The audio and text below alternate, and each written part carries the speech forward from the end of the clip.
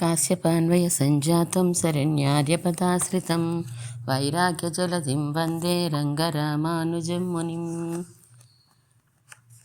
వందే వేదాంతకర్పూరచామీకరకరండకం రామానుజార్యమార్యాణాం చూడామణిమహర్నిశం.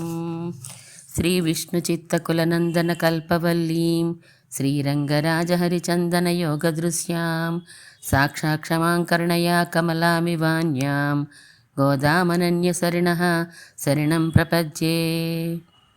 శ్రీరంగభోగిశయనోపరిజాతనిద్రం నీలాకృతిర్నిఖిలపాలనజాగరూకం శ్రీరామచంద్రకులదైవతమంజనాభం శ్రీరంగనాయకమహం ప్రణమామి నిత్యం. అందరికీ దాసోహం.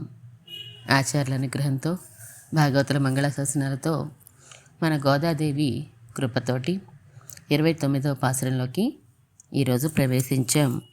ఇక రేపొక్కరోజు ఫలశ్రుతితో పూర్తి చేసేసుకుంటాం. పాసురాన్ని అనుసంధానం చేసుకుని వాచ్యార్థాన్ని తెలుసుకుందాం. சித்தம் சிறுகாலே வந்துன்னை சேவித்து உன் பொத்தாமரையடியே போத்தும் பொருள் கேளாய். பெத்தம் மேயத்தொன்னங்குலத்தில் பிறந்து நீ குத்தேவல் எங்களை கொள்ளாமல் போகாது. இத்தைப்பறை கொள்வானன்று காண் கோவிந்தா எத்தைக்கும் ஏழேழும் பிறவிக்கும் உந்தன்னோடு தோமேயாவோம் உனக்கே நாமாள் செய்வோம் மத்தை நங்காமங்கள் మాతేలోరెంబావాయి. తెల్లవారుజామునే నిద్రలేచి వచ్చాము. నిన్ను సేవించి నీ శ్రీపాదాల్ని ఆశ్రయించాం. ఎందుకు చేశామో మేము చెప్తున్నాము, మా కోరికను విను. మా అభిప్రాయం లౌకికమైనటువంటి ఫలాలు, ఏయో మండలు మాణిక్యాలు సంపదలు పొందాలని కాదయ్యా. పశువులే జీవనాధారంగా కలిగినటువంటి మా గొల్లకొలలో వచ్చి పుట్టావు నువ్వు. అలాంటి నువ్వు మాకు నీ ఆంతరంగిక కైంకర్యాన్ని ఇవ్వాలి, మమ్మల్ని అంగీకరించు. సర్వకాలాలు యందు అంటే ఎన్ని జన్మలు ఎత్తినా కూడా నీతోటే సంబంధం ఉండాలి మాకు. నీ సేవలోనే మేము ఎప్పుడూ ఉండాలి అని నువ్వు భావించి మాకు ఆ కైంకర్యాన్ని ఇవ్వి. మీ సేవ యందే మెలిగేటట్లు సంకల్పం నువ్వు కలిగి ఉండు. ఇతర విషయాల మీద మాకు వాసన కూడా లేకుండా చెయ్యి. ఇతర విషయాల మీద కోరికే కాదు, కనీసం వాసన కూడా మాకు ఉండకూడదు. ఆ ఉండకూడనట్లుగా నువ్వే మమ్మల్ని అనుగ్రహించాలి సుమా. ఇదే మా మనసులో ఉన్న కోరిక అని గోదాదేవి ఈరోజు పాసురంలో ఇన్నాళ్ళు పరై పరై అంటూ కోడ్ వర్డ్ వాడుతూ వచ్చింది. ఆ పరై ఏంటో ఈరోజు మనకి పరమాత్మ ముందు మనల్ని ఇలా ప్రార్థించాలి అని మనకి చెప్తోంది. ప్రార్థిస్తే పెరవేణం, ఇది మన సంప్రదాయంలో రహస్యం. ప్రార్థించి పొందాలి, కైంకర్యాన్ని ప్రార్థించి పొందాలి. సంప్రదాయంలో తిరుప్పావి గ్రంథమే చాలా విలక్షణమైనటువంటి గ్రంథం అని చెప్పుకుంటాం. అలాంటి విలక్షణమైన గ్రంథంలో విలక్షణమైనటువంటి కోరికని మనకి చెప్తోంది.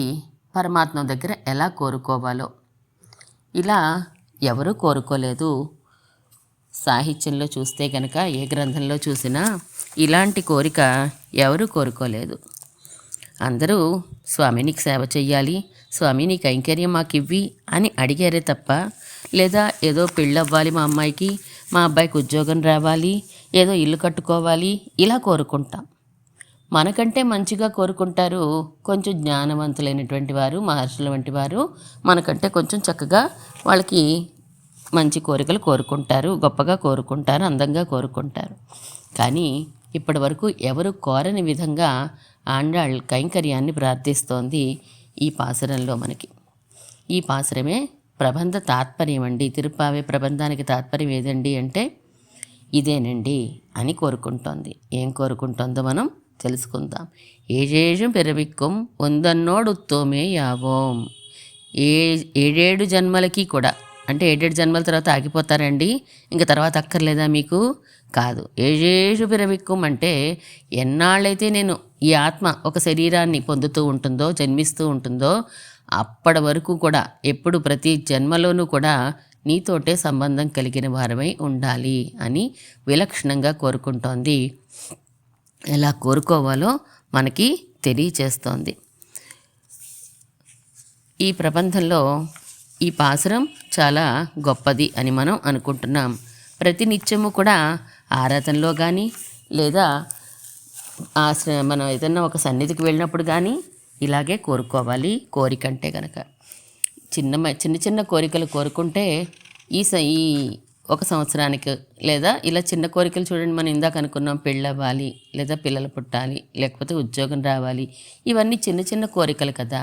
ఇవన్నీ ఒక సంవత్సరం పెళ్ళి అయిపోతుంది, మళ్ళీ ఇంకో కోరిక మొదలవుతుంది, మళ్ళీ ఇంకో కోరిక మొదలవుతుంది.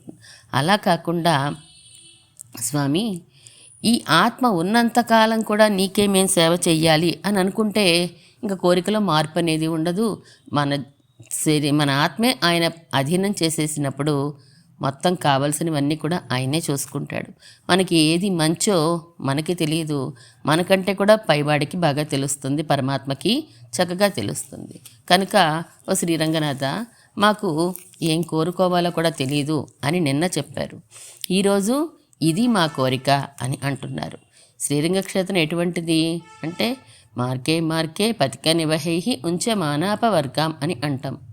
పరాశర భట్టర్ వారు అంటారు శ్రీరంగనాథ స్తోత్రంలో. నీ శ్రీరంగ క్షేత్రం ఉందే ఎలా ఉంటుందంట అంటే వీధుల్లో అంతటా కూడా మోక్షాన్ని సేకరిస్తూ ఉంటారట ఆ వీధుల్లో నడిచే వారందరూ కూడా. అంటే ఏంటండి అంటే ఆ శ్రీరంగ వీధుల్లో నడిస్తే చాలు మోక్షం మీకు హస్తగతమై ఉంటుంది అని చెప్పడం.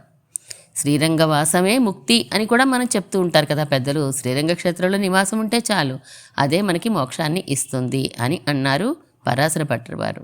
శ్రీరంగ క్షేత్రంలో ముక్తి దొరుకుతూ ఉంటుంది అని చాలా రహస్యంగా చెప్తున్నారు పరాశర భట్టర్ వారు. శ్రీరంగ క్షేత్రం పరమపదంతో సమానమైనటువంటి క్షేత్రం అని కదా చెప్పుకున్నాము. ఆ పరవాసుదేవుడే శ్రీరంగనాథుడిగా వచ్చాడు. కావేరీ విరజాసేయం వైకుంఠం రంగమందిరం సవాసుదేవో రంగే సహా ప్రత్యక్షం పరమం పదం అని చెప్పుకున్నాం. అలాంటి శ్రీరంగ క్షేత్రం చాలా గొప్పదైనటువంటి క్షేత్రము. ముక్తి అనేది వీధుల్లో దొరుకుతుందంటే ఎంత రహస్యంగా ఉందో చూడండి. అంటే అక్కడ వాసం చేస్తే చాలట ముక్తి మనకి వస్తుంది అని అంటారు. ఆ ముక్తితో మనం ఆగిపోతామా? ఇంకా పైన ఇంకేదైనా ఉందా కోరుకోవడానికి అంటే జన్మించినంత కాలము అని అంటోంది. జన్మించడం అంటే ఏంటండి? ఆత్మ శాశ్వతమైనటువంటిది, నశించనిది కదా, అక్షరమైనటువంటిది.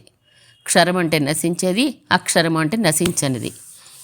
ఆత్మ పదార్థం, ఒక చైతన్యం కలిగినటువంటి ఆత్మ పదార్థం నశించనిది. దానికి మరి పుట్టుక చావు ఏంటండి? ఎప్పుడూ ఉండేదే కదా.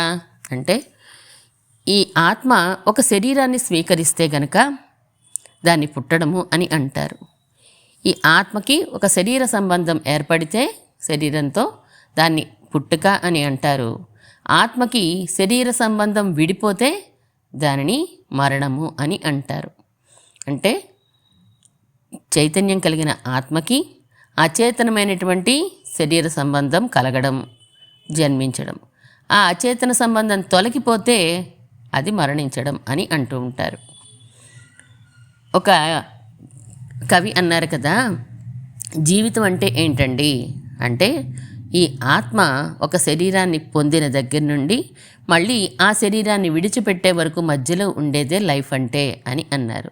ఈ లైఫ్ ఎక్కడుందంట అంటే ఆల్ఫబెట్స్ తీసుకుంటే ABCDEF అని చదువుతాం కదా, BD మధ్యలో ఉందండి అన్నారు. B అంటే బర్త్ పుట్టడం, D అంటే డెత్ అంటే చనిపోవడం. ఈ BD మధ్యలో ఉందంట ఈ C అనేటువంటిది, చైతన్యం కలిగినటువంటిది. ఈ BD మధ్యలో ఉన్నది. అందులో ఆ మధ్యలోనే మనం లైఫ్ని ఉన్నంతకాలం కూడా పరమాత్మ సేవలో దానిని ఉపయోగపడేలా చేసుకోవాలి అని చెప్పారు. ఎలాగా? మన క్యారెక్టర్ బిల్డప్ చేసుకుంటూ చేసుకోవాలట. అలా మనం పరమాత్మని ఆరాధించగలిగితే డెత్ అనేది ఇక అంటే మళ్ళీ బర్త్ అనేది రాకుండా ఉంటుంది ఈ ఆత్మకి.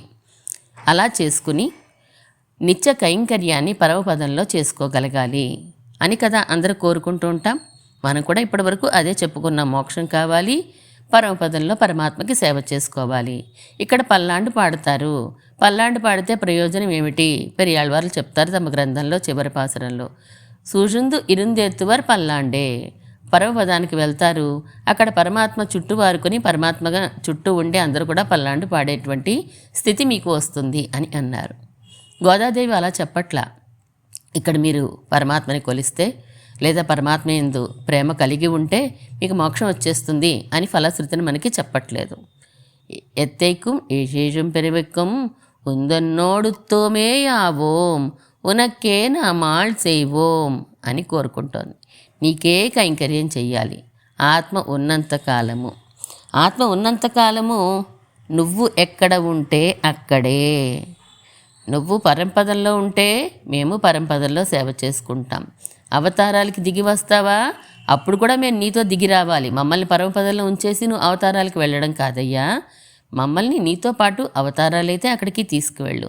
ఏదైనా దివ్యక్షేత్రంలో ఉంటే అక్కడ మాతో కైంకర్యాన్ని స్వీకరించు.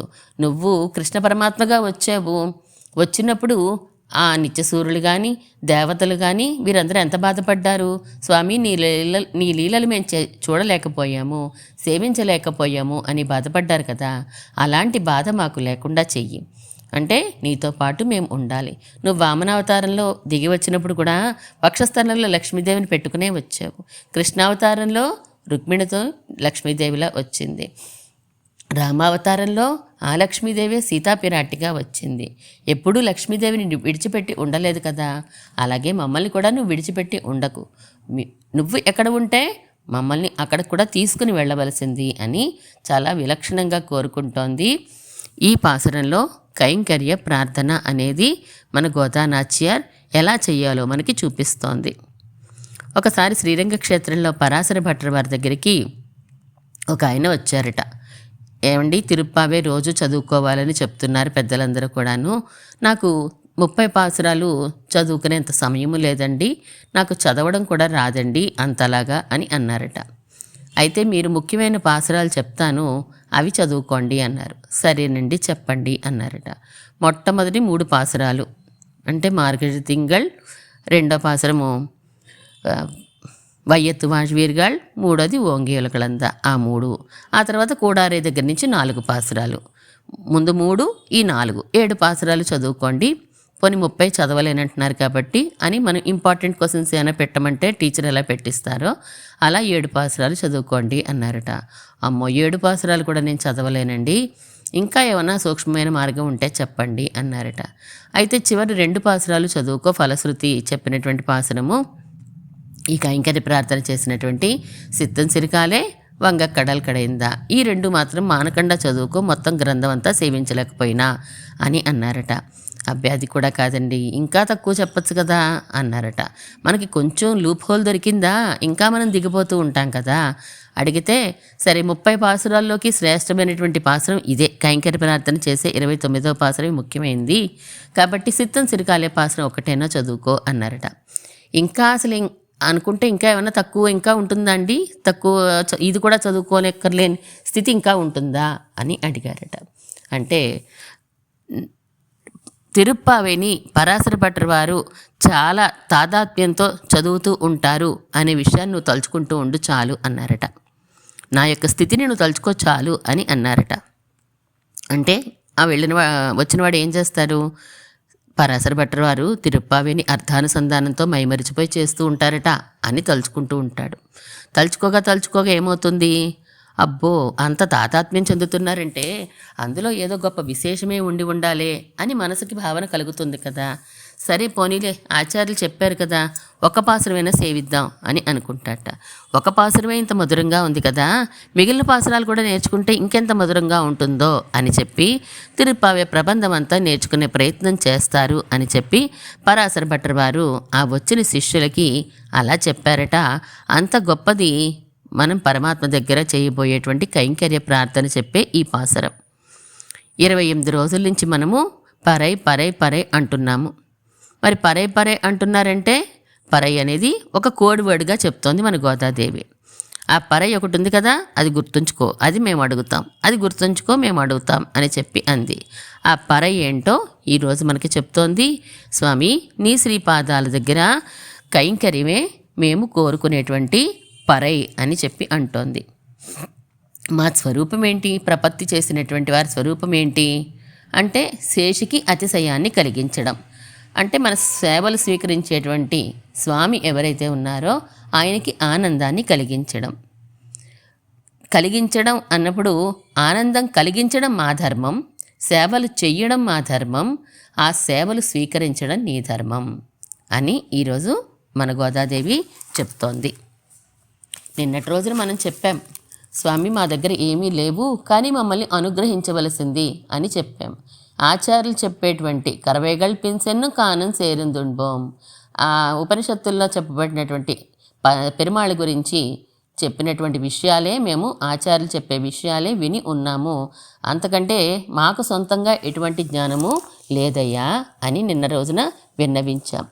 మన దగ్గర ఏమీ లేదు అన్న విషయాన్ని నేనటి పాసరంలో ఆకించన్యాన్ని అనన్యగతిత్వాన్ని చెప్పాం. మనం శ్రీరంగ గజ్జలో కూడా భగవద్ రామానుజుల వారు తమ దగ్గర ఏమీ లేదు అని చెప్తారు.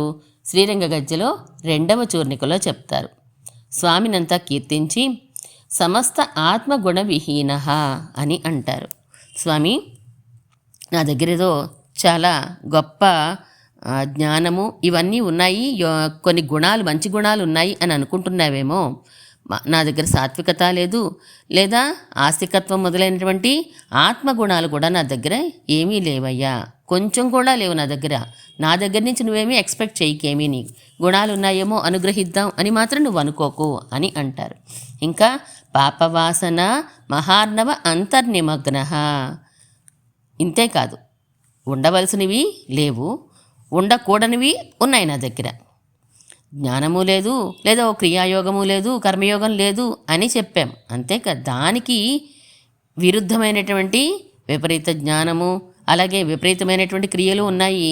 దానివల్ల చేసేటువంటి అనాది కాలంగా నేను చేస్తూ వస్తున్నటువంటి పాప వాసనల అనేటువంటి సముద్రంలో నేను మునిగిపోయి ఉన్నాను. మహార్ణవ అంతర్నిమగ్న, పాప వాసన మహార్ణవం. ఎలా ఉన్నాయో తెలుసా అవి? అంటే సముద్రం వలె ఉన్నాయి నా పాపాలన్నీ కూడా. అలాంటి దాంట్లో నేను మునిగిపోయి ఉన్నాను. ఎవరంటున్నారండి ఈ మాటలు? భగవద్ రామానుజుల వారు శ్రీరంగనాథుడు శ్రీరంగనాయకి సేర్తి సేవలో ఉండగా పంగుని ఉత్తరా నక్షత్రం నాడు శరణాగతి మండపంలో వేంచేసి ఉండగా శరణాగతి గజ్జలో శరణాగతి చేసి పరమాత్మని శ్రీరంగ గజ్జలో కైంకర్య ప్రార్థనని చేస్తున్నారు. అప్పుడు అలాంటి స్థితిలో ఉన్న స్వామి ముందు ఇంత గొప్ప జగద్విఖ్యాతి చెందినటువంటి ఆచార్యులు, ఉడైవర్ అని బిరుదు పొందినటువంటి రామానుజులు తమ దగ్గర ఏమీ లేదు అని చెప్పుకుంటున్నారు. మరి మనం ఏమవుతామండి ఇంకా ఆయనే అలా చెప్పుకుంటే?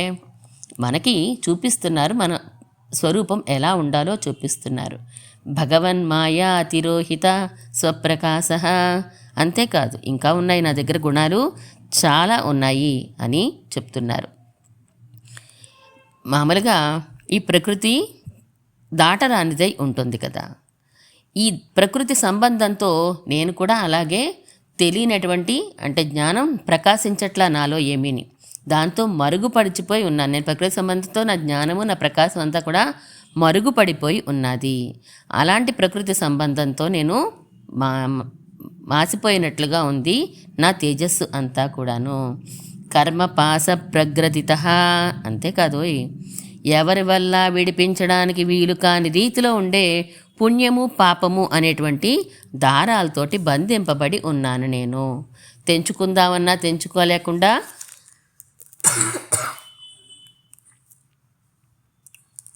పుణ్యముతోటి కట్టబడి ఉన్నాను, పాపముతోటి కట్టబడి ఉన్నాను స్వామి నేను అని భగవద్ రామానుజుల వారు చెప్తున్నారు. అపి అదృష్ట సంతార ఉపాయ. ఎంతకాలం చూసినా కూడా ఈ సంసారాన్ని దాటే ఉపాయం ఇది అని తెలియలేకుండా ఉన్నాను నేను. పోనీ ఈరోజు కాకపోతే రేపైనా నాకు మోక్షం వస్తుంది అనుకునే విధంగా లేను. ఎందుకంటే పాప వాసన అంతర్నిమగ్న కదా, మహార్ణవ అంతర్నిమగ్న. అలాంటి సముద్రంలో మునిగిపోయిన నాకు ఎప్పుడు తేల్తానో నాకు తెలియట్లేదు. పోనీ సంసారాన్ని దాటే ఉపాయం, ఈ జన్మ మరణ చక్రంలోంచి బయటకు వచ్చేటువంటి ఉపాయం కూడా నాకు తెలియకుండా ఉన్నాను నేను. కానీ అందరికీ శరణ్యుడివైనటువంటి వాడివి నువ్వు కదా, లక్ష్మీదేవితో కూడి ఉంటావు కాబట్టి నేను ధైర్యంగా ఉన్నానయ్యా. పక్కన అమ్మ పురుషకారం ఉంది కాబట్టి నీ శ్రీపాదాల దగ్గర నేను శరణాగతి చేస్తున్నాను. ఇన్ని పాపాలు కలిగిన వాడినైనా, ప్రకృతి సంబంధంలో మునిగిపోయి ఉన్నా, కర్మపాస ప్రగ్రతిద అన్నా కూడా ధైర్యం ఏంటో తెలుసా? ఆ అమ్మ పక్కన ఉన్నది లక్ష్మీనారాయణని నేను ప్రార్థిస్తున్నాను కాబట్టి ధైర్యంగా నీ ముందుకు వచ్చాను, నీ శ్రీపాదాల దగ్గర శరణాగతి చేస్తున్నాను అని భగవద్ రామానుజుల వారు శరణాగతి చేశారు. శ్రీరంగనాథుడు శ్రీరంగనాయికి శీర్తిగా ఉన్న సమయంలో అలాంటి స్థితిలో వారు శరణాగతి చేసి మనకి ఎలా శరణాగతి చేయాలో నేర్పిస్తూ తర్వాత చూర్ణికలో కైంకర్య ప్రార్థన చేస్తారు. ఎలాంటి వాడినైనప్పటికీ కూడా నీ కైంకర్యాన్ని నాకు ఇవ్వవలసిందే అని అంటోంది ఆమె. ఎందుకని అంటే నీకు మాకు సంబంధం ఉంది కాబట్టి నువ్వు ఇవ్వక తప్పదు అని అధ్యాపయంతి అన్నట్లుగా చెప్తోంది. కొళ్ళామల్ పోగాదు, నువ్వు స్వీకరించకుండా ఉండడానికి వీల్లేదయ్యా మా కైంకర్యాలు అని అంటోంది. సిత్తం సిరిగాలే వందు ఉందన్నే సేవిత్తు అన్నది. సిత్తం సిరిగాలే, బాగా తెల్లవారకుండానే, ఎప్పుడో సూర్యోదయం కాదు, తెల్లవారుజామున కాదు, బ్రాహ్మీ ముహూర్తానికంటే ముందే కూడా నిన్ను వచ్చేసాము. ఉన్నై సేవిత్తు, నిన్ను సేవించాలి అని చెప్పి వచ్చాం మేము. అంత పొద్దుటే ఎలా వచ్చేసారా? ఎందుకు వచ్చారు? అలా రావచ్చా మీరు అని అంటావా? ప్రాప్యత్వర, నిన్ను సేవించాలి అని కంటికి కొనుక్కులేక ఎప్పుడు నీ సన్నిధికి వద్దామా, నేను సేవించుకోవాలి అనేటువంటి ఆ త్వర మమ్మల్ని నిలబడనివ్వలేదు రంగనాథ. అందుకనే ఎప్పుడు తెల్లవారుతుందా అని ఎదురు చూసి ఆగలేక అంత తెల్లవారుజామనే నీ దగ్గరికి వచ్చేసాము అంటే ప్రపన్నుడికి ఏ విధమైనటువంటి త్వర ఉండాలో గోదాదేవి చెప్తోంది. ఎలా ఉండాలి అంటే పరమాత్మని సేవించకుండా, పరమాత్మ కైంకర్యం చేయకుండా నిలబడలేనటువంటి స్థితి ఉండాలి. పెరియాళ్ళవార్లు కూడా చెప్తారు కదా, నేను ఉపవాసం అంటే గనక శరీరానికి ఆహారం తీసుకోని రోజు కాదు ఉపవాసం నాకంటే. ఏదండి ఉపవాసం? పట్టిని నాళ్ళే అంటారు. ఉపవాసం అంటే నిన్ను సేవించని రోజు నాకు ఉపవాసం, నీ గుణాలని తలవని రోజు నాకు ఉపవాసం, నీకు కైంకర్యం చేయని రోజు నాకు ఉపవాసం అంటారు పెరియాళ్ళవార్లు. అలా మనం కూడా ఆగలేని స్థితి మనకి, ప్రపన్నుడికి త్వర ఉండాలి, పరమాత్మని సేవించాలి అనేటువంటి త్వర ఉండాలి. వచ్చి ఏం చేశాం మేము అంటే ఉన్ పొత్తామరే అడియే పోత్తం, నీ బంగారు పాదములను, తామరల వంటి శ్రీపాదాలని మేము కీర్తించడానికి వచ్చాము. బంగారు శ్రీపాదాలు, ఆయనేమో నీల మేఘ ఛాయితో ఉంటాడు కదా, మరి శ్రీపాదాలు ఇలా ఉన్నాయి అని అంటున్నారండి, బంగారం రంగులో ఉన్నాయి అంటున్నారు అంటే బంగారము అంటే స్పృహణీయమైనది, కోరదగినది అని అర్థం కదా. అలాంటి శ్రీపాదాలు బంగారంతో చాలా పోలికలు చెప్తారు మన స్వామి యొక్క తిరువడిగళ్లకు, అంటే శ్రీపాదాలకి.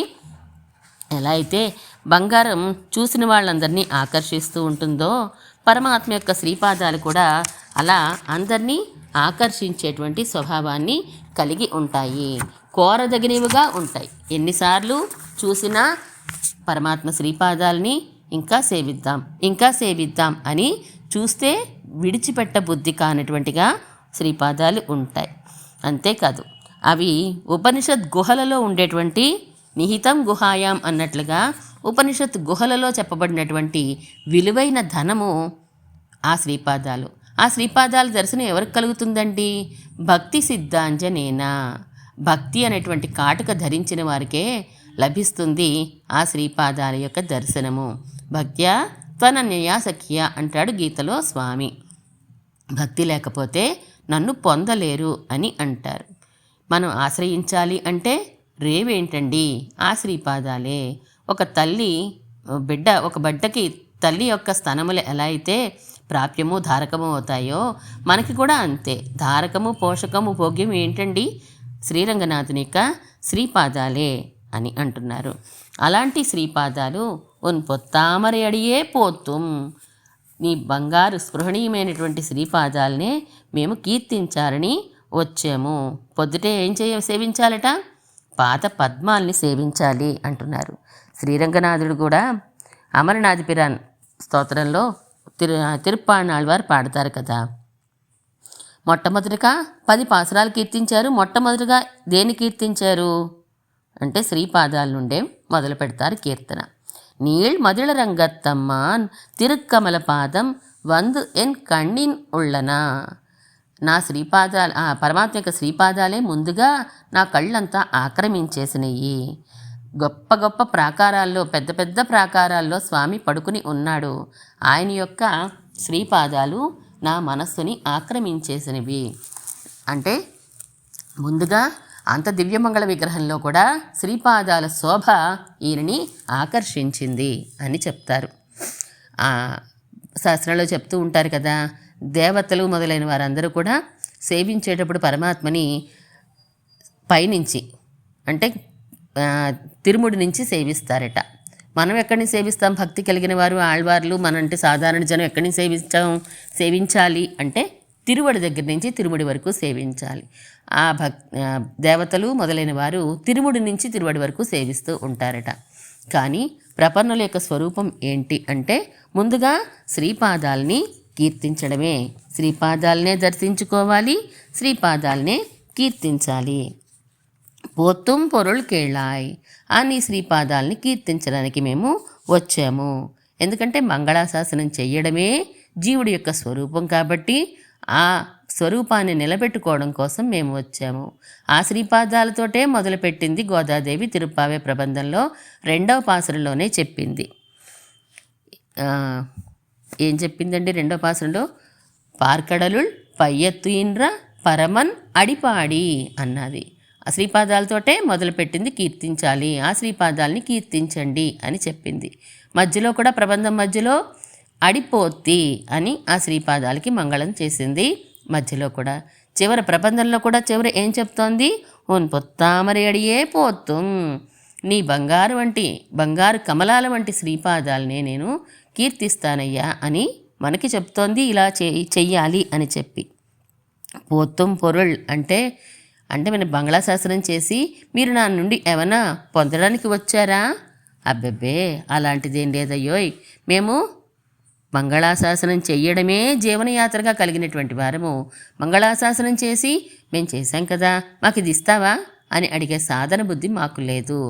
మంగళాశాసనం చెయ్యడమే ఫలంగా భావించి వచ్చాము అని పాసరంలో గోదాచార్యారు పరమాత్మకి విన్నవిస్తోంది. ఎవరి పాదాలండి అవి?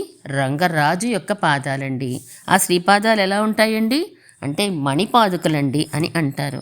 మణిపాదుకలంటే మణి ఎలా అయితే స్పృహణీయమైనది, కోరదగినది అయి ఉంటాయో అలాగే నీ శ్రీపాదాలు కూడా అంతే కదయ్యా అని చెప్తున్నారు.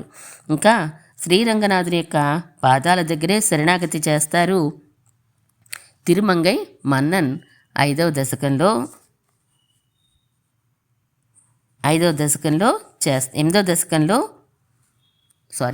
శతకంలో 8వ దశకంలో చేస్తారు తిరుమంగై ఆళ్వారు. స్వామి నీ శ్రీపాదాలే నాకు రక్షకము అని చెప్పి అంటారు.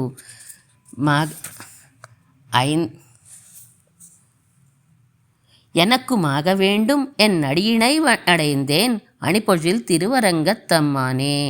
స్వామి నా మీద కృప చూపించాలి నువ్వు. నీ శ్రీపాదాల దగ్గరే శ్రీరంగంలో వేంచేసి ఉన్న స్వామివి. ఎలాంటి శ్రీరంగం?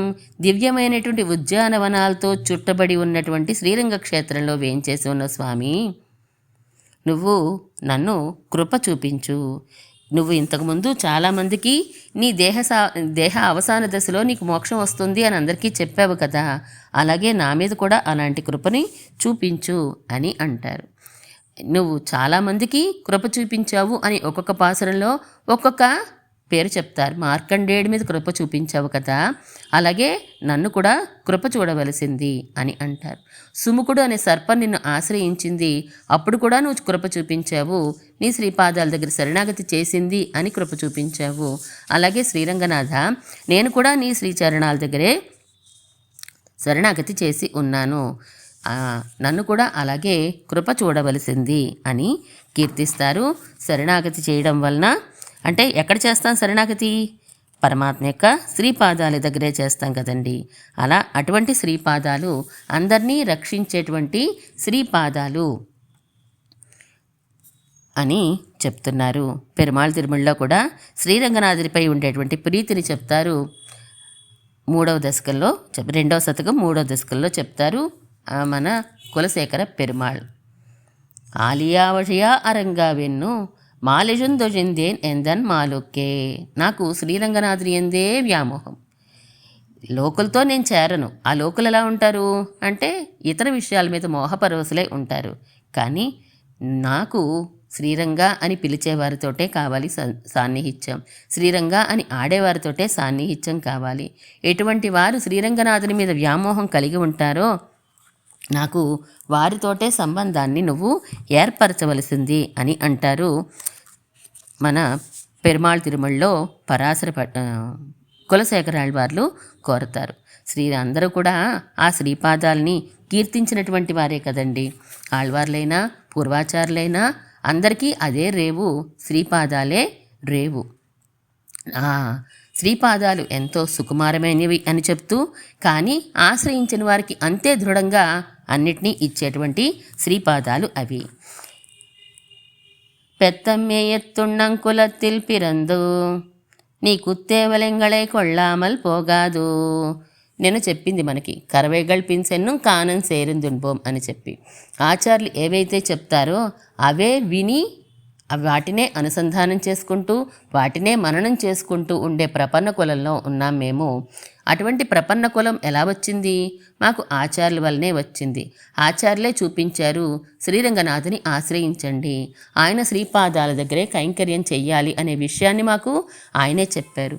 నీతో మాకు సంబంధం ఉంది, 1 కాదు 9 సంబంధాలు ఉన్నాయి అని చెప్పి ఆచార్యులే చెప్పారు. నువ్వెలా వచ్చావు అంటే మమ్మల్ని అందరినీ రక్షించడం కోసంగా ఆ లోకాన్ని విడిచిపెట్టి ఈ లోకానికి వచ్చి చేరి పడుకుని ఉన్నావు. అలాంటి నిన్ను ఆశ్రయిస్తున్నాం మేము. ఎక్కడో పరమపదనాథుడినో గడిచిపోయిన అవతారాల దగ్గర మేము కోరట్లేదు కైంకర్యాన్ని. మా కంటికి ఎదురుగుండా ఉన్నటువంటి సులభుడిగా మాకు కంటికి దర్శనమిస్తున్నటువంటి శ్రీరంగనాథ నిన్ను కదా మేము అడుగుతున్నాము. అలాంటి కులంలో పుట్టిన వాళ్ళము, మరి నిన్నే కదా ప్రపత్తి చేసి ఉన్నాము. ఎలాంటి కులము అంటే ఆచార్య సంబంధం, రామాను సంబంధం కలిగినటువంటి ప్రపన్నులం మేము. అందువలన నీ కుత్తేవల్ ఎంగళై కొళ్ళామల్ పోగాదు, నీ కైంకర్యము మా చేత స్వీకరింపకుండా ఉండుట తగదు అని అంటున్నారు. అంటే నీ ఆంతరంగిక కైంకర్యం, కుత్తేవలంటే ఆంతరంగిక కైంకర్యము మా చేత నువ్వు స్వీకరించకుండా ఉండ తగదు అంటే స్వీకరించాలి సుమా అని అంటున్నారు. ఆజ్ఞాపిస్తోంది, అధ్యాపయంతి కదండి, అందువల్ల ఆజ్ఞాపిస్తోంది. గోవిందా అని పిలిచింది మళ్ళీ ఈరోజు కూడా. ఇత్తెప్పరై హొల్వాన్ అన్రుకాణ్ గోవిందా. ఇదే కోరడానికి వచ్చాను తప్ప వేరే పరై అంటూ ఇన్నాళ్ళు ఏదో అడుగుతున్నారు వీరు అని వాయిద్యమనో ఇంకోటో అనుకోకు. ఇదే మేము కోడివాడిగా పెట్టుకుని వచ్చాము. ఏంటి నీ కైంకర్యం అనే ప్రార్థనే తప్ప నువ్వేదో పరైనే వాయిద్యం ఇస్తావు, దాన్ని తీసుకుని వెళ్ళిపోదాం మేము అని చెప్పి అనుకునేవాళ్ళం కాదు అని ఆయన యొక్క శ్రీపాదాల దగ్గర మన కోరికని మనం వివరిస్తున్నాము. ఎన్నాళ్ళండి ఇలాంటి కైంకర్యం ఎన్నాళ్ళు చేసుకుంటారు మీరు అంటే ఎత్తైకుం ఏజేజు పిరవిక్కుం ఒందన్నోడుతోమే యావోం. స్వామి ఎప్పటికీ ఎన్ని జన్మలకైనప్పటికీ కూడా నీతోటే మాకు విడదీరాని సంబంధం ఉండాలి సుమా అని అంటున్నారు. నువ్వు శ్రీరంగనాథుడిగా వచ్చావు, శ్రీరంగనాయకిగా అమ్మ వచ్చింది. ఆ మహాలక్ష్మిని ఎప్పుడు విడిచిపెట్టకుండా నువ్వు ఉంటావు కదా, అలాగే మేం కూడా నిన్ను విడిచిపెట్టకుండా ఉండాలి. నువ్వు పరత్వంలో ఉన్నావు, సౌలభ్యంలో ఉన్నావు, మాకెక్కడున్నా పర్వాలేదు, ఎక్కడ ఉన్నప్పటికీ కూడా నీతోటే బంధుత్వం కావాలి, నీకే మేము కైంకర్యం చేస్తూ ఉండాలి, మా చేత కైంకర్యం స్వీకరించక తప్పదు అని అంటున్నారు. ఉనక్కే నామాళ్ సేవోం, నీకే మేము సేవ చేసుకోవాలి, నీకే మేము దాస్యం చేసుకోవాలి. మత్తెనంక మంగళమాతు, ఇతర కోరికలన్నింటినీ కూడా నువ్వు తొలగించు. ఇతర కోరికలంటే పరమాత్మ యొక్క ఆంతరిక కైంకర్యాన్ని కోరుకునే వారికి ఒక పిల్లకి పెళ్ళో లేదంటే ఉద్యోగమో ఇవి కాదు కదా కోరుకునే వాళ్ళు. ఎలాగూ ఆ కోరికలు కోరుకోరు. లౌకికమైనటువంటి కోరికలు వాళ్ళకి తెలియవు. అవి కాదు, కైంకర్యం చేసేటప్పుడు కూడా మనకి కొన్ని ఆటంకాలు కలుగుతూ ఉంటాయి, కొన్ని విరోధి స్వరూపాలు మనకి కలుగుతూ ఉంటాయి. అవన్నీ నువ్వే తొలగించాలి. మత్తేనం కామంగళ్ మాతు, మిగిలినటువంటి కోరికలు ఏమైనా ఉంటే అవన్నీ తొలగించే బాధ్యత నీదేనయ్యా అంటున్నారు. అంటే ఈ కైంకర్యం నేను చేస్తున్నాను, నేను కాబట్టి చేశాను, కానీ ఇంత కైంకర్యం అయిపోయింది అంత అక్కడితోటి. అలా కాకుండా ఈ కైంకర్యం నా ఆనందం కోసమే చేస్తున్నాను అని స్వభోక్తృత్వ బుద్ధి ఉంటే అది కూడా ఒక దోషమే కదా. అలాంటి దోషాలన్నీ నువ్వే తొలగిస్తూ నీ ముఖం వికసించాలి మా కైంకర్యంతో నీ ముఖం వికసిస్తే వికసించిన నీ ముఖాన్ని చూసి మేము ఆనందం చెందాలి. అదే ఆనందం తప్ప మాకు మేం కైంకర్యం చేశాము అనే గర్వం కానీ, ఆ ఆనందం మా కోసము అనేటువంటి దోషం కానీ మాకు రానివ్వకు. ఆ బుద్ధి మాకు కలగకూడదు. నీ ఆనందం కోసమే మా సేవలు అనే బుద్ధి ఉండాలి మాకు. ఆ సేవలతో నీకు కలిగిన ఆనందాన్ని చూసి మేం కూడా ఆనందించాలి.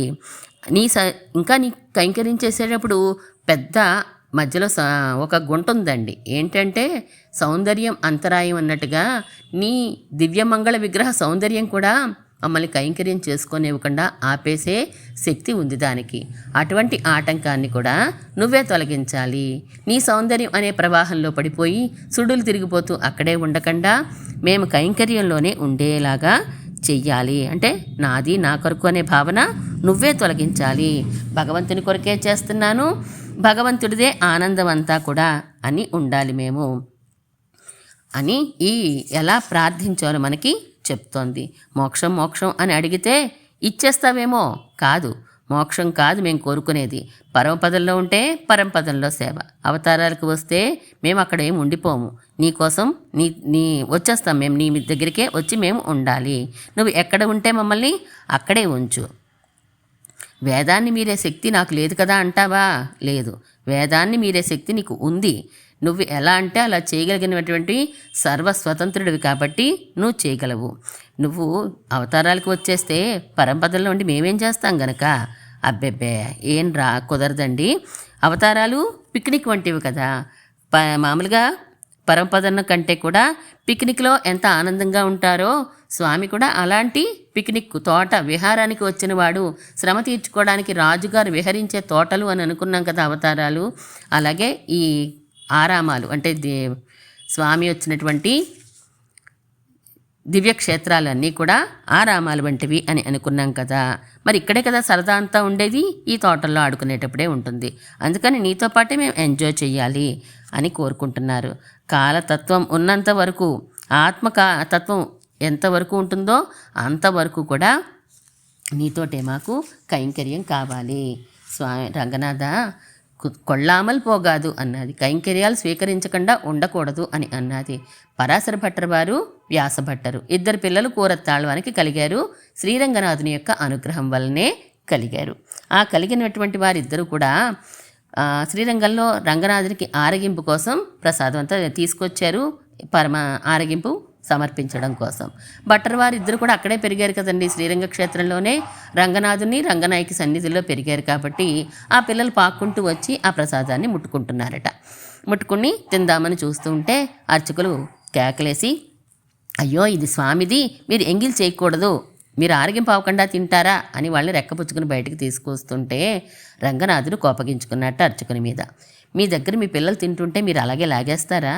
వీళ్ళు నా బిడ్డలు, వాళ్ళు తింటుంటే మీరు అలా లాగేస్తారేంటి, వారిని తినివ్వండి అని చెప్పారట.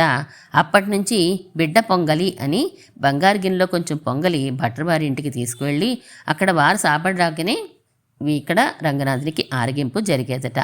అంటే నీ పిల్లలు అని చెప్పి వాళ్ళని ఎంత అభిమానించావో ఆ భట్టర్ వారి అంటే రామాను సంబంధం భట్టర్ వారికి ఉంది, భట్టర్ వారి సంబంధం మాకు ఉంది.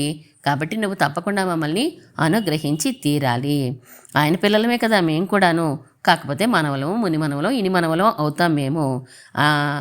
అసలు కంటే వడ్డీ ముద్దు కాబట్టి ఆ భట్టర్ వారి కంటే కూడా ప్రేమ మా మీద నువ్వు ఇంకా ఎక్కువ చూపించాలయ్యా. మీ ఎంత శ్రమపడి 28 పాసరాల నుంచి మేము ఏం కోరుకుంటున్నాము? అంటే నిన్ను విడిచిపెట్టి ఉండలేనటువంటి స్థితి వల్లనే మేము ఇంత పొద్దుటే వచ్చేసాం కదా. మరి ఈరోజు ఏదో మోక్షం ఇచ్చేస్తాను అక్కడికి వెళ్ళిపోండి అంటే మాకది నచ్చదయ్యా అని అంటున్నారు. పరమాత్మ ఎందుకు పడుకున్నారు అంటే కనుక చెప్పుకున్నాం మనం, ఈ జీవులందరినీ కూడా ఇక్కడి నుంచి అక్కడికి తీసుకెళ్లే వరకు కూడా నేను లేవను అని చెప్పి అనే విధంగా శ్రీరంగంలో పడుకుని ఉన్నావు. మరి అలాంటి వాడివి నీకు జ్ఞానం ఉందా, కర్మయోగం ఉందా, జ్ఞానయోగం ఉందా అంటే ఎలా కుదురుతుంది? కుదరదు కదా. మేమందరం కూడా ఆచార సంబంధాన్ని కలిగి ఉన్నాము. ప్రపన్న కులంలో ఉన్నాం మేము ఆచార సంబంధంతో. అలాంటి నువ్వు మా కైంకర్యాన్ని స్వీకరించక తప్పదు అని అంటున్నారు. ఎలా కైంకర్య ప్రార్థన చేశారో శ్రీరంగ గజ్జెలో శ్రీరంగనాథుని ముందు మన ఒడేవర్లు ఎలా చేశారో రామానుజుల వారు మనం విందాం. ఏవం అవస్థితస్యాపి అద్యత్వమాత్రేణ పరమకారుణికో భగవాన్ స్వానుభవ ప్రీతి ఉపనీతైకాంతిక ఆత్యంతిక నిత్యకైంకర్యరతి రూప నిత్యదాస్యం దాస్యతి ఇది విశ్వాసపూర్వకం భగవంతం నిత్యకింకరతాం ప్రార్థయే. ఇంతకుముందు చెప్పాను నేను నా స్థితి. ఎటువంటి యోగము, జ్ఞానయోగం, కర్మయోగం ఎటువంటి నాకు గతి కూడా లేదు. ఆకించన్యం కలిగినటువంటి వాణ్ణి, అనన్య గతికొన్ని అని తెలియచేశాను కదా. నాకైతే ఏమీ లేవు. నువ్వో పరమ కారుణికుడివి కదా స్వామి. కరుణే రూపం దాల్చినటువంటి వాడివి నువ్వు. అందువల్లనే నేను అర్ధిత్వం నిన్ను ప్రార్థించగలుగుతున్నాను. నేను ఏమీ లేకపోయినా ఎలా వచ్చి నుంచున్నావు నా ముందు అనుకుంటున్నారా రంగనాథ? కానీ నువ్వు కరుణ కలిగిన వాడివి కదా. నా దగ్గర ఏమీ లేకపోవచ్చు కానీ నీ దగ్గర ఉంది. నన్ను అనుగ్రహించేంత కరుణ నీ దగ్గర ఉంది కాబట్టే నేను కరుణామయుడు అనే కారణంతో నీ దగ్గరికి వచ్చాను నేను.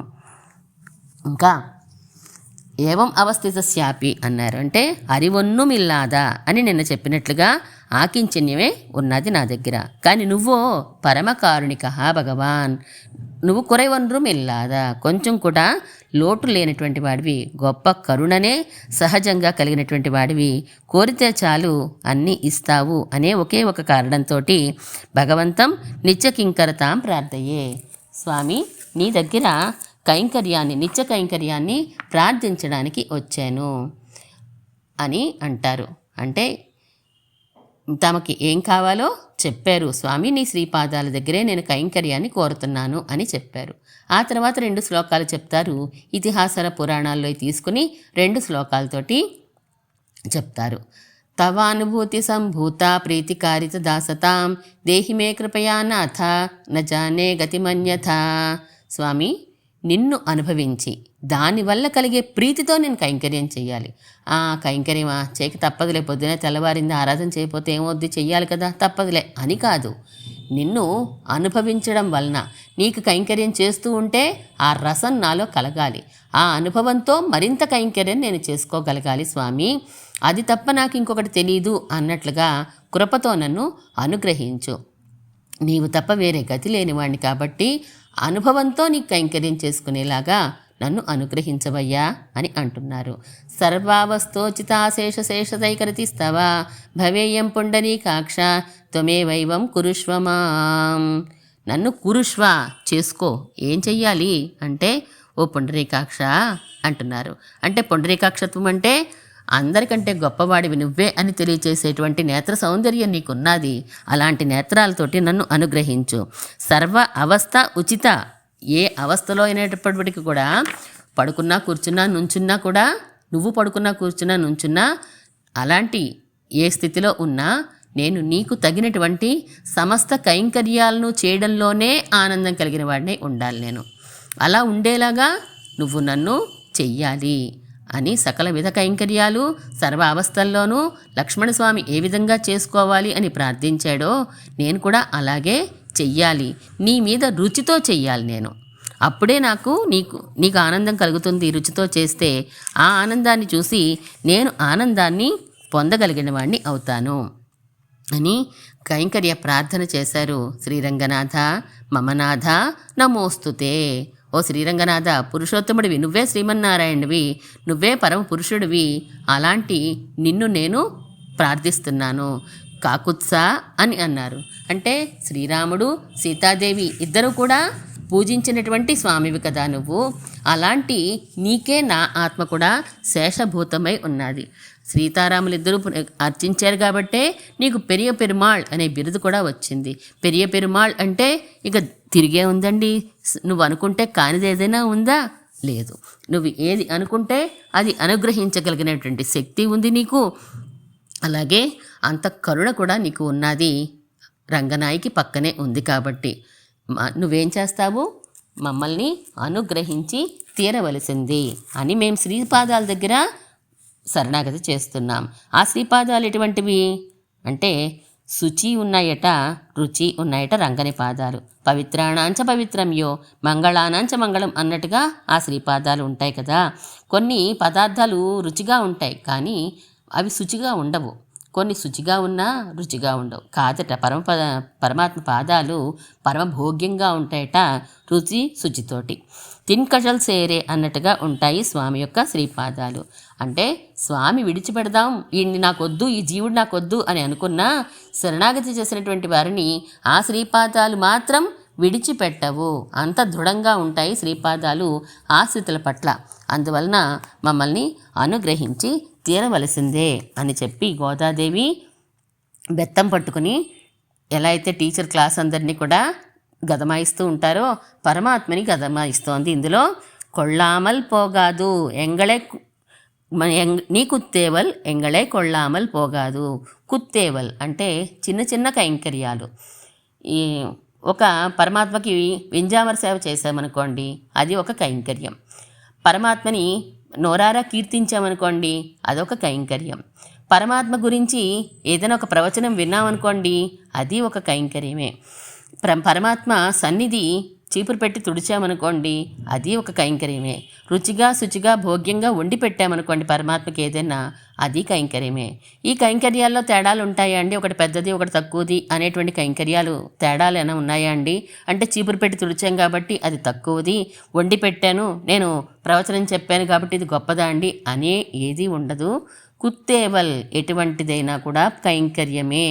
పరమాత్మకి ఆనందం కలిగించేది ఏదైనా కైంకర్యమే. చెప్పడం కైంకర్యమే, వినడం కైంకర్యమే, పాడడం కైంకర్యమే, ఒక వాయిద్యాన్ని వాయించడము కైంకర్యమే.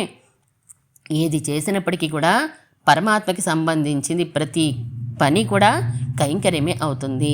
కైంకర్యము అంటే ఆయనకి ముఖ వికాసాన్ని కలిగించేది. ఆ ముఖ వికాసం కలిగించేటువంటి కైంకర్యాన్ని మేము ఏదో 1 సంవత్సరమో 2 సంవత్సరాలు, ఈ జన్మ ఒకటి కాదు, ఈ జన్మ అంతం అంటే ఈ చైతన్యం కలిగిన ఆత్మ ఉన్నంత కాలము కూడా నీకే మేము దాసులమై ఉండాలి. నీకే ఆంతరంగిక కైంకర్యాలు చేసుకోవాలి. నువ్వు స్వీకరించక తప్పదు, నీకు మాకు సంబంధాలు ఉన్నాయి కాబట్టి అని చెప్పి శ్రీరంగనాథుని ముందు మనం ఎలా కైంకర్యం చేయాలో రామానుజుల వారు తెలియచేశారు. మన గోదానాచ్యారు కూడా చెప్తోంది.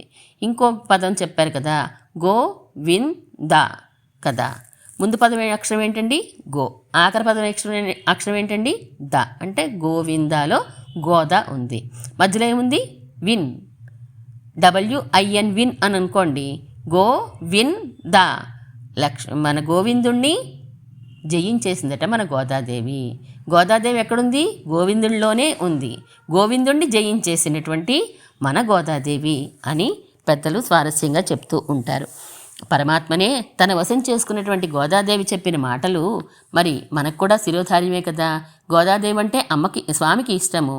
ఆ అమ్మని ద్వారా మనం స్వామి దగ్గరికి వెళ్తున్నాం కాబట్టి, అమ్మో వీరు నా భార్య తరపు చుట్టాలు అని ఎలా అయితే నన్ను అనుగ్రహించు అని భట్టర్ వారు మన శ్రీగుండరత్న కోశంలో ప్రార్థిస్తారో, అమ్మ తరపు చుట్టాలకి కొంచెం ప్రేమ ఎక్కువ చూపిస్తాడట స్వామి. మనం గోదానాచార్యని ముందుంచుకుని వెళ్తున్నాం శ్రీరంగనాథుని సన్నిధి దగ్గరికి.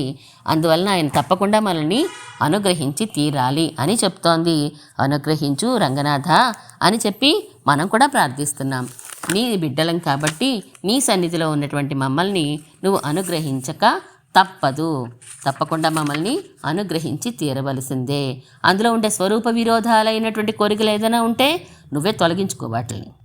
మా ఆనందం కోసం కాకుండా ఎన్ని జన్మలెత్తినా కాదు, మేమెన్ని జన్మలెత్తినా కాదు, నువ్వెన్ని జన్మలెత్తినా కాదు, నీతోటే కలిసి ఉండాలి. అక్కడ ఇక్కడ ఎక్కడైనా కూడా నిన్నే మేము అనుభవించాలి, నీకే కైంకర్యాలు చేసుకోవాలి అని ఈరోజు పాసరంలో మనం శ్రీరంగనాథుని ముందు పరై అంటే ఏంటో తెలియచేస్తున్నాం. స్వామి, నీ కైంకర్యమే మాకు కావలసినటువంటి పరై అని చెప్పి పరమాత్మ ముందు మన హృదయాన్ని ఆవిష్కరించాం. சித்தன் சிறுகாலே வந்துன்னை சேவித்து உன் பொத்தாமரேடியே போத்தும் பொருள் கேளாய் பெத்தம்மே துண்ணங்குலத்தில் பிறந்து நீ குத்தேவலங்களை கொல்லாமல் போகாது இத்தெப்பறை கொள்வானன்று காண் கோவிந்தா எத்தைக்கும் ஏழேழு பிறவிக்கும் உந்தன்னோடு தோமேயாவும் உனக்கே நாம் ஆள் செய்வோம் மத்தெனங்காமங்கள் மாத்தேலோரெம்பாவாய். శ్రీమన్ మహాభూతపురే శ్రీమత్ కేశవ ఈశ్వరః కాంతిమత్యాం ప్రసూతాయ యతిరాజాయ మంగళం.